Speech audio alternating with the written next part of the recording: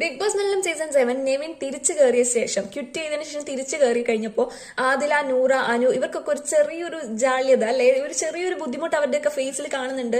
അവർ മാറി എന്താ പറയാ, കുറച്ച് മാറിയൊക്കെ ഇരിക്കുന്നുണ്ട്.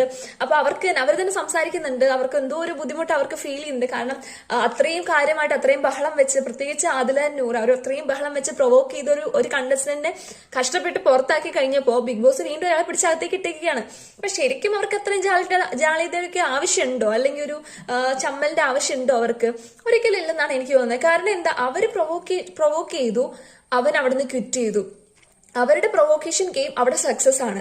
തിരിച്ച് പിന്നെ നെവിനെ വീണ്ടും കേട്ടിട്ടുണ്ടെങ്കിൽ അത് ബിഗ് ബോസ് കയറ്റിയതാണ്. അത് ബിഗ് ബോസിന്റെ ഒരു സെക്കൻഡ് ചാൻസ്, അല്ലെങ്കിൽ ബിഗ് ബോസ് കൊടുത്തൊരു ഔദാര്യത്തിന്റെ പേരിലാണ് വീണ്ടും കയറിയിരിക്കുന്നത് അല്ലെ. അപ്പൊ പിന്നെ ആദില, നൂറ ഇവരൊന്നും ചമ്മണ്ട ആവശ്യമില്ല. അതായത് ഇവരെ കൊണ്ട് ചെയ്യാൻ പറ്റുന്ന പാട്ട് ഇവർ ചെയ്തു.